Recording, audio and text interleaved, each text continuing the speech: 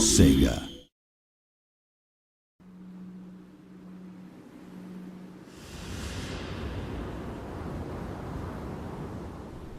Hello, I'm Kieran Brigden, the Studio Communications Manager for the Creative Assembly. Today we're going to show you a ninja assassination movie on the campaign map of Shogun 2 Total War. So you can see here we have one of our provinces and cities selected. We're going to choose the ninja agent and move him out of the town. The ninja is one of many agent types available, and his primary function is the assassination of enemy figures. So we're going to send him in now and have him kill the enemy general in charge of the army.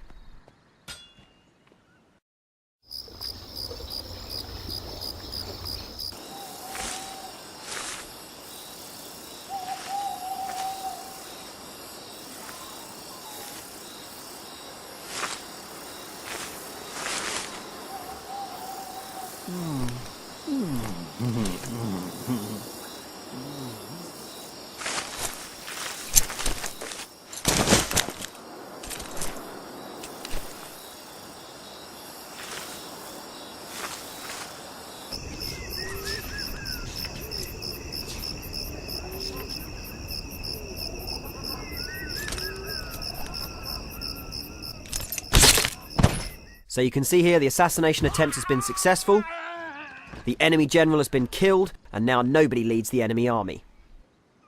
Our own ninja also levels up, assuming his next skill rank, and is moved safely away from the scene of the crime. The campaign map now also rotates in full 3D. Beauty and harmony. Governed by one eternal law. All that begins must end. The reign of the old shogunate is over.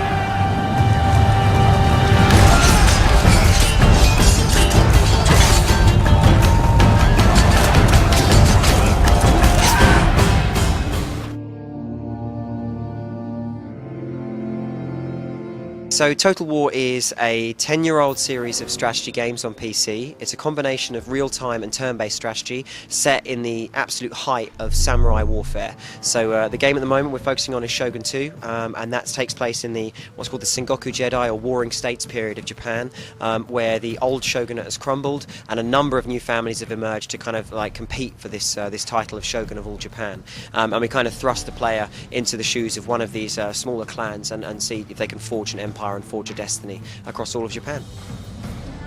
Total War is a very kind of long-running PC strategy series. We've always focused on individual areas of history and tried to kind of bring those to life in as much depth and realism as we can. We're probably most famous for our huge kind of cinematic scale battles, so you know, kind of thousands and thousands of troops smashing into each other on the battlefield and these kind of really big movie-style moments in battle. That's kind of our hallmark on the battle side, but we also have this kind of extremely in-depth and immersive kind of turn-based campaign mode as well, which is the real kind of backbone of the game. This is where you'll really administer and develop your empire and grow it out over all Japan and the islands.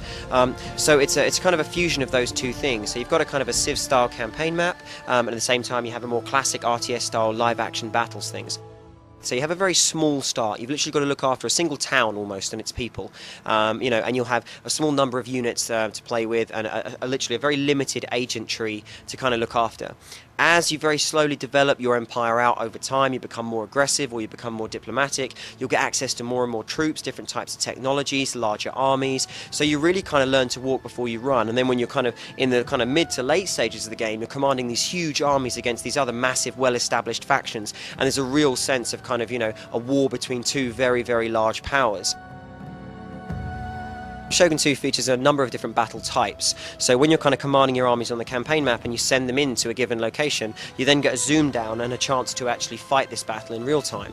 The one type of battle you can fight is your classic land battle. Now this will take place in a kind of piece of geography very similar to where you are on the campaign map, and you'll have to command a set army that you go into battle with. There's no base building, there's no resource gathering, it's all done by kind of commanding these like single set armies on the field. It's a real test of strategy more than anything else. It's genuinely tactical.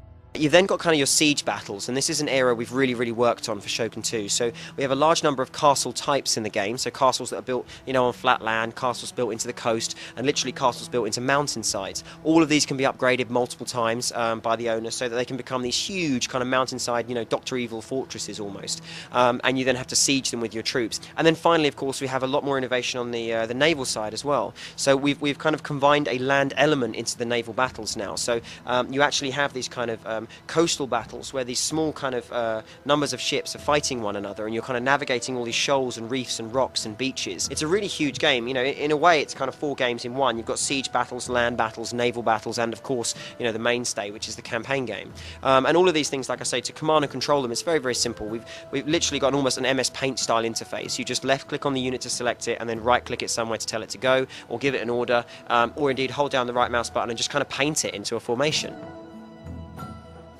On the campaign map, for the first time this time around in Shogun 2, we've actually given all of the different kind of agent types an RPG kind of gameplay, as well as the kind of standard usage that they've got. So they now have their own skill trees and XP systems. You can specialize them in one of a number of different ways, and each character class has a different skill tree that you can take it down in different directions. Every type of individual agent, with his own XP and skill tree, also has his opposite, the thing that works best in neutralizing him or her on the campaign map. So the idea there is to give a real sense of, like I say, story and a sense of characterization, so you feel much more attached to your characters. You grow them over time, you specialize them in a certain way, you come to rely on them for certain activities, and as a result, like I say, we hope that kind of players will form much more of a bond with the kind of agents that they've got, making them feel a lot more realistic on the campaign map. Well, for the fans, there's 3 key areas I'd really like to kind of address for the people who play Total War games very regularly. One is AI. We're paying a lot of attention to AI this time around to make sure it's a genuine challenge on the battlefield and a genuine challenge on the campaign map. So that's a real area of focus for us this time. The second thing is siege battles. It's something we've been requested a lot from the community, to take a look at the siege battles and make them work. The great thing about doing the Japanese era is that they give us a lot more options for the siege battles. We can do some much more interesting stuff with them. So that's going to be a really cool part of the game. And finally, we've got some pretty big plans for the multiplayer aspect as well, so I'd kind of keep your eyes peeled for that. I can't really say too much about it at this stage because we've got quite a lot of testing to do to see if it works, but I will say it's got something to do with kind of scaling things up quite a lot. Shogun 2 Total War on PC, and it's out in early 2011.